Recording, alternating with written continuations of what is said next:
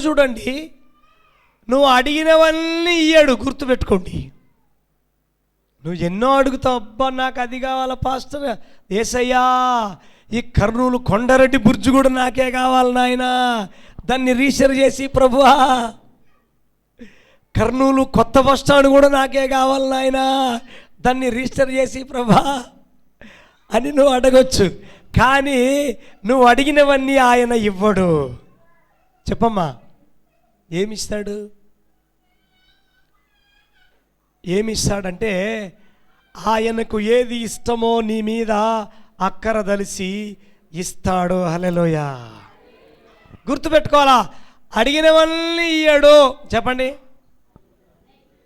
రెండోదిగా త్వరగా ఇవ్వడు ఆయన. ఎట్టిస్తాడు ఆయన? నిదానంగా ఇస్తాడంట. నిదానంగా ఎందుకు ఇస్తాడో తెలుసా?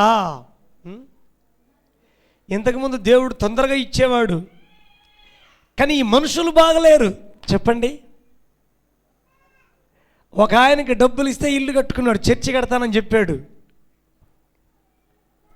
నిన్న అదే పాస్టర్లు వచ్చారు, ఇద్దరు పాస్టర్లను గమనించినాను బాబు. వాళ్ళు పని చేయట్లేదు. ఎవరు భూ పెడితే ఆటికి పోతారు, ఎవరు బట్టలు ఇస్తే ఆటికి పోతారు. ఎవరన్నా పిలిస్తే త్వరగా వెళ్ళిపోతారు, కానీ సేవ చేయరు అంటే వాళ్ళు నవ్వుతున్నారు. ఇంకా నిజమే పాస్టర్ గారు అని నవ్వుతున్నారు. ఇప్పుడు నేను పెంచే పాస్టర్లు ఎట్టుంటారో తెలుసా? ఉపవాసమైన చేస్తారు, కానీ ఆడే ఎవరన్నా పిలిచి అన్నం పెడతాం బట్టలు ఇస్తామంటే పోరు. వాళ్ళు ఎప్పుడు పోతారో తెలుసా? ఉపవాసం ఉండి సువార్త చేస్తారు వాళ్ళు. హల్లెలూయా చెప్పండి గట్టిగా, హల్లెలూయా. గమనించండి. ఇప్పుడు చూడండి, ఇక్కడ అడుగులేసిన వాళ్ళు చూడండి. ఇప్పుడు 7 రోజులు ఉపవాసం ఉండలేదు కదా వాళ్ళు. యేసుప్రభు ఏం చేశాడు తెలుసా? ఈ 7 రోజులు మళ్ళీ వాళ్ళని 7 రోజులు లేకపోయినా కానీ 4-5 రోజులన్నా, లేకపోతే 3 రోజులన్నా ఏమీ తినకోకుండా ఉపవాసం ఉంటావు నాయనా అని తీర్మానం తీసుకుంటారు వాళ్ళే. అర్థమవుతుంది మీకు? హల్లెలూయా. అందుకని ఏమైతే నువ్వు విత్తుతావో చెప్పండి, ఎంతైతే కూర వేస్తావో నువ్వు ఇంటి పక్కల వాళ్ళకి, నీకే అంతే వేయబడుతుంది, ఎక్కువ వేయబడదు. చెప్పండి అమ్మా. అందుకనే ఇంటి పక్కల వాళ్ళకి కూర వేసేటప్పుడు నువ్వు ఆలోచించాలి. ఇప్పుడు మీరు అట్లాంటి వాళ్ళు మంచోళ్ళు మీరందరూ. ఎందుకమ్మా నాకు ఈ సబ్జెక్ట్ వచ్చింది ఈరోజు, ఎప్పుడు రాలేదు ఇది. గమనించండి. నువ్వు ఎప్పుడన్నా కూర వేసేటప్పుడు ఏం చేయాలంటే, నేను ఇంతే తింటానా అని కొలత పెట్టుకోను. కనీసం నువ్వు తినేతంతన్నా వేస్తే మళ్ళా నువ్వు తినేతంతే నీకు వేయబడుతుంది. హల్లెలూయా. ఇప్పుడు మీరు అనొచ్చు, పాస్టర్ గారు నేను ఇచ్చిన దానికి 100 అంతలు ఇస్తానన్నాడే దేవుడు, నీకు నేను పాటేస్తే కూడా నాకు కూడా 100 అంతలు రావాలి కదా అనొద్దు. ఇదేంటో తెలుసా?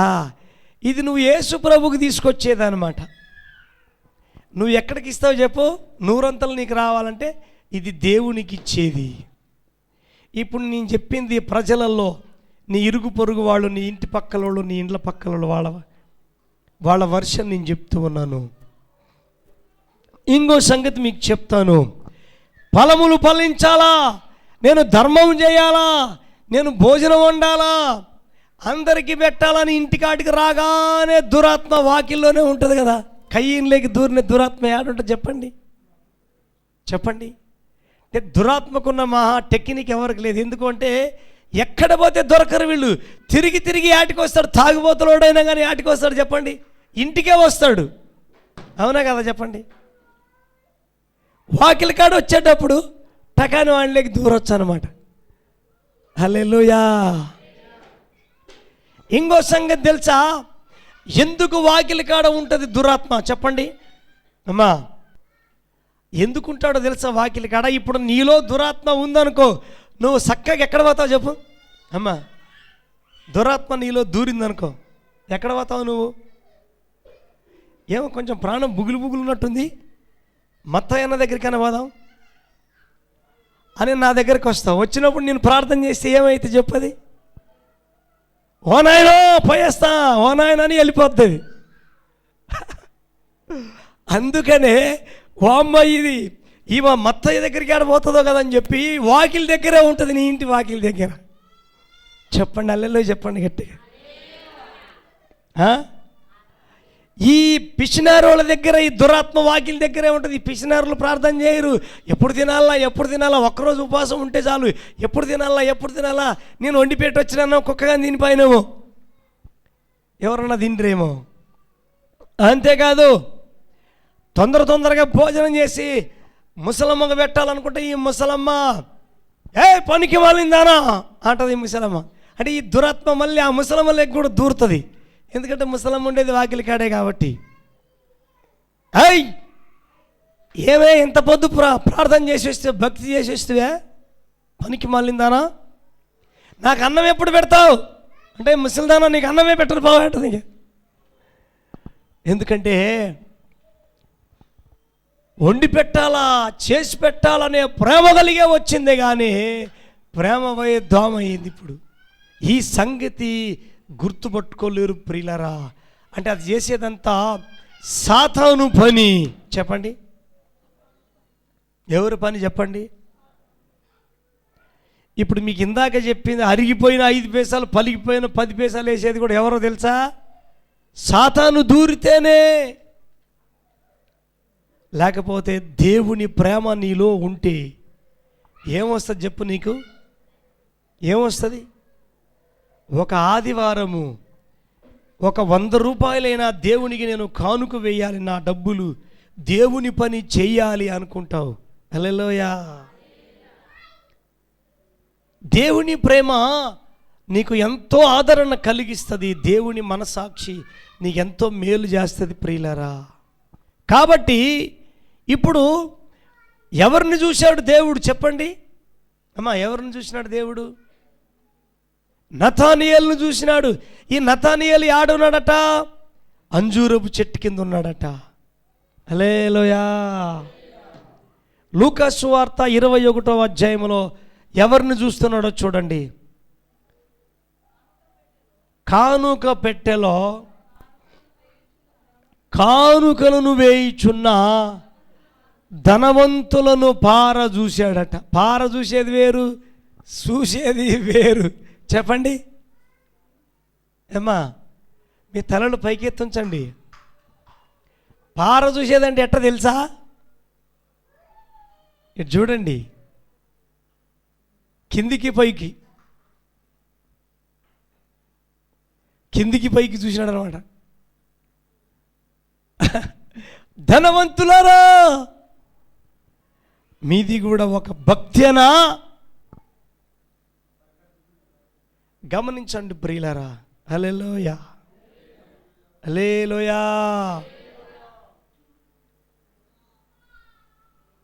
ఎప్పుడన్నా మేము అడవికి వెళ్ళేటప్పుడు సద్ది కడితే మా అమ్మ 2 తిని ఇంకా మిగలాల. తర్వాత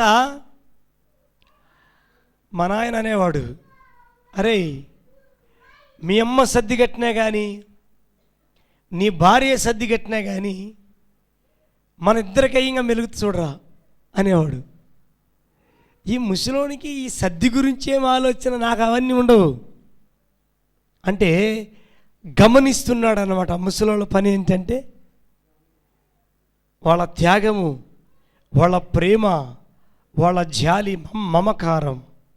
చూడండి, ఒకవేళ ఎక్కువైతే ఏం చెయ్యాలి? ఒకరోజు ఇద్దరం తిన్న తర్వాత అడవికి వెళ్ళినాం. తిన్న తర్వాత ఇంకా అన్నం మిగిలింది. 2-3 తిన్నాం మొత్తానికి. మిగిలితే అక్కడ ఒక బ్యాచ్ వచ్చింది, అది తాగుబోతుల బ్యాచ్. అన్నం ఉంది మా దగ్గర తీసుకోమంటే ఇవ్వండి అని చెప్పి తీసుకొని తిన్నారు వాళ్ళు. ఎవరికో ఒకరికి మనం అన్నం పెట్టాం అనే సంతోషం. హల్లెలూయా. కాబట్టి ఈ సమయంలో ఏమి ఫలము ఫలిస్తున్నావో, ఎంత ప్రార్థన కలిగి ఉన్నావో, ఎంత గుండెలో దేవుని వాక్యాన్ని కలిగి ఉన్నావో ఒకసారి అర్థం చేసుకోవాలని దేవుని వాక్యము సెలవిస్తుంది ప్రియులారా. హల్లెలూయా చెప్పండి గట్టిగా. ఇప్పుడు మీరు అడగవచ్చు, హృదయంలో ఏదన్నా ఉంటే ఏమవుతుంది పాస్టర్ గారు? చెప్పండి, ఏమవుతుంది అమ్మా చెప్పండి. ఈ ఒక్క మాట చెప్పి ముగిస్తా. ఏమవుతుంది అంటే, అందుకే మీకు అప్పుడప్పుడు చెప్పేది, ఎవరన్నా వచ్చి పట్టమని చెంప కొడితే కూడా ఇంక ఈ చెంప కూడా కొట్టండి అమ్మ అని చెప్పాలా? చెప్పండి, ఈ చెంప కొడితే మళ్ళీ ఏం చెప్పాలట? ఈ చెంప కూడా కొట్టండి. ఎందుకంటే నువ్వు తగ్గించుకోవాలి. హల్లెలూయా.